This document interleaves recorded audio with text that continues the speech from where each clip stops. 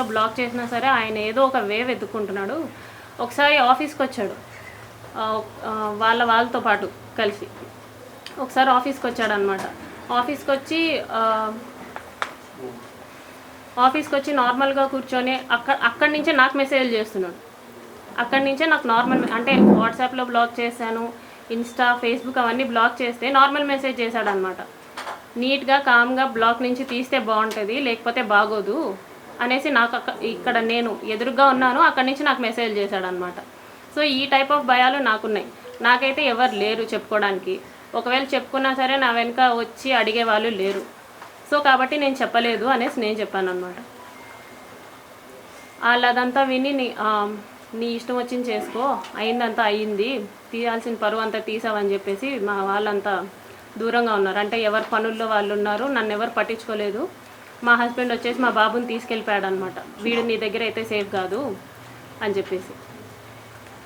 రీసెంట్గా అలా January 7th, 2026 రీసెంట్గానే ఒక 20 days బ్యాక్ వాళ్ళందరూ ఎవ్వరూ మాట్లాడడం మానేసిన తర్వాత మా హస్బెండ్ వాళ్ళ అక్కకు కూడా 11:30 ఆ టైంకి కాల్ చేసి మీ ఎవ్వరూ ఆమెకి ఫోన్ చేయకూడదు, మీ ఎవ్వరూ ఆమెతో మాట్లాడకండి అంటే ఆవిడ నాతో మాట్లాడడం మానేసింది. ఆవిడ తిరుపతిలోనే ఉంటారు, రైల్వే కోడి నుంచి 30 kilometers దూరం. ఆవిడ మాట్లాడడం మానేసింది. ఇదంతా అయిన తర్వాత January 7th నేను నిన్ను పెళ్లి చేసుకోలేను, నువ్వేం చేసుకుంటావో చేసుకో, నువ్వేం చేస్తావో కూడా నేను చూస్తాను అని చెప్పేసి చెప్పారనమాట.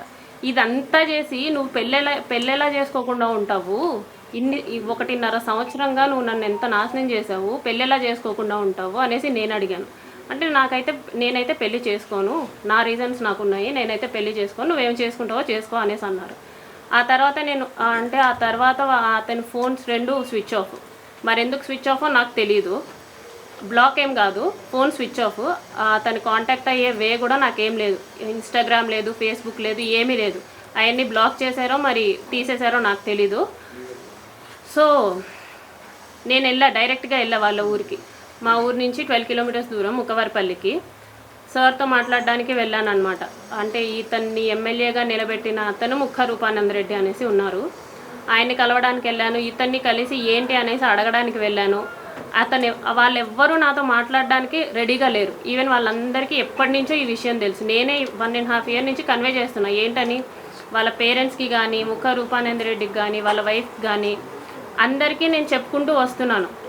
పోలీస్ కంప్లైంట్ ఫస్టే ఇవ్వచ్చు, కాకపోతే ఇప్పటికీ నా కంప్లైంట్ తీసుకోలేదు ఎస్పీ ఆఫీస్లో తిరుపతిలో. ఇంత జరిగిన తర్వాత కూడా నేను ఎస్పీ ఆఫీస్కి వెళ్తే అక్కడ ముందే ఇన్ఫర్మేషన్ ఉందంట, ఈ అమ్మాయి కంప్లైంట్ తీసుకోకండి అనేసి. ఇక్కడ కోడూరులో పోలీస్ స్టేషన్కి వెళ్తే వాళ్ళమ్మ నా మీదే ఎఫ్ఐఆర్ ఫైల్ చేసిందంట, నేనేదో బ్లాక్మెయిల్ చేస్తున్నాను అతన్ని అనేసి. ప్రూఫ్స్ లేవు, వాళ్ళ సేఫ్ సైడ్ వాళ్ళు చూసుకుంటున్నారు. నన్ను మీట్ అవ్వడానికి ఎవ్వరూ రెడీగా లేరు. ఎన్నోసార్లు వెళ్ళా.